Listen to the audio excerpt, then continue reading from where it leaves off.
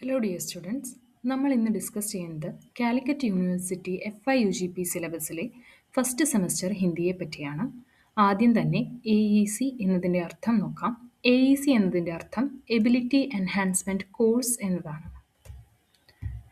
നമ്മൾ ഈ വീഡിയോയിൽ സ്പെസിഫിക്കായി BSc ഓണേഴ്സ് എടുത്തിട്ടുള്ള കുട്ടികളുടെ AEC 2 ഹിന്ദിയെ പറ്റിയാണ് ഡിസ്കസ് ചെയ്യാൻ പോകുന്നത്. ടെക്സ്റ്റിൻ്റെ പേര് വരുന്നത് ഹിന്ദി ഭാഷാ में സഞ്ചാർ और रचनात्मक लेखन ഭാഗ് 1 എന്നതാണ്. AEC 2 ഹിന്ദിയുടെ സിലബസ് മെയിൻലി 5 മൊഡ്യൂളുകളായാണ് തിരിച്ചിരിക്കുന്നത്. Listening and understanding, speaking and reading, analysing and evaluating, creating and application, open ended module എന്നിവയാണവ. First module listening and understanding എന്നതാണ്. ഇതിൽ 4 ചാപ്റ്റേഴ്സാണ് നമുക്ക് പഠിക്കാനുള്ളത്. Screening or viewing, Samvidhan episode 4, discussion after viewing the video, a brief introduction to Indian constitution, members of the constitution committee, drafting committee, fundamental rights and duties, screening or viewing of interview with Gitanjali Shree, explain what is an interview, principles of an interview, introducing Geetanjali Sri and her works to the students. ഇതിൽ സംവിധാൻ എന്നതിൻ്റെ അർത്ഥം constitution എന്നതാണ്. ഈ മൊഡ്യൂളിൽ സ്പെസിഫിക്കായി സംവിധാൻ എന്നതുകൊണ്ട് Samvidhan the making of the constitution of India എന്ന 10 part television mini സീരീസിനെയാണ് ഉദ്ദേശിക്കുന്നത്. Constitution മേക്കിങ്ങിനെ base ചെയ്ത ഈ സീരീസ് ഡയറക്റ്റ് ചെയ്തിരിക്കുന്നത് ശ്യാം ബംഗാളാണ്. ഇതിൽ നമുക്ക് ഫേമസ് ആയ ഒരു റൈറ്ററിൻ്റെ പേര് വന്നിട്ടുണ്ട്. ഇന്റർനാഷണൽ ബുക്കർ പ്രൈസ് ജേതാവായ ഗീതാഞ്ജലി ശ്രീയെ പറ്റിയും നമ്മൾ ഈ മൊഡ്യൂളിൽ ഡിസ്കസ് ചെയ്യുന്നുണ്ട്. ഇനി സെക്കൻഡ് മൊഡ്യൂളിൻ്റെ പേര് വരുന്നത് സ്പീക്കിംഗ് ആൻഡ് റീഡിംഗ് എന്നതാണ്. ഇതിൽ രണ്ട് ചാപ്റ്റേഴ്സാണ് നമുക്ക് പഠിക്കാനുള്ളത്.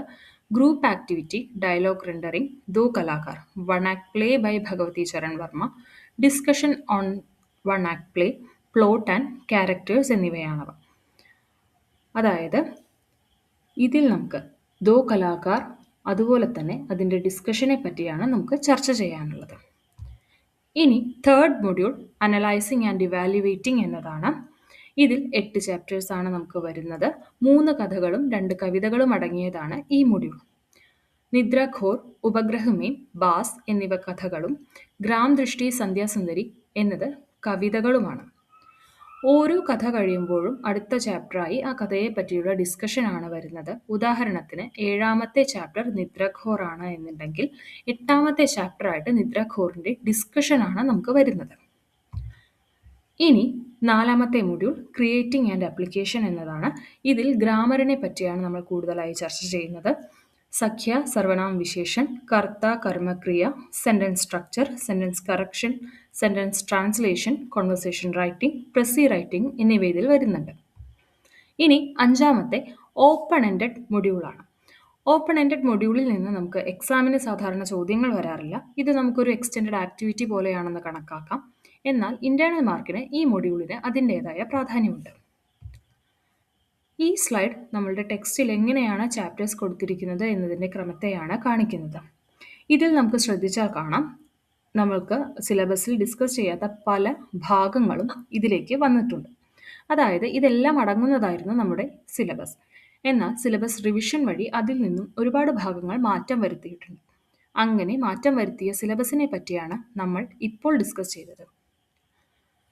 അപ്പോൾ ഇന്നത്തെ ക്ലാസ്സിൽ നമ്മൾ ഡിസ്കസ് ചെയ്തത് BSc ഓണേഴ്സ് എടുത്തിട്ടുള്ള കുട്ടികൾക്ക് വരുന്ന ഫസ്റ്റ് സെമസ്റ്ററിലെ ഹിന്ദിയെ പറ്റിയാണ്. എല്ലാവർക്കും നമ്മുടെ സിലബസിനെ പറ്റിയൊരു ഐഡിയ കിട്ടിക്കാണുമെന്ന് വിശ്വസിക്കുന്നു. അപ്പോൾ അത്രയേ ഉള്ളൂ. Thank you.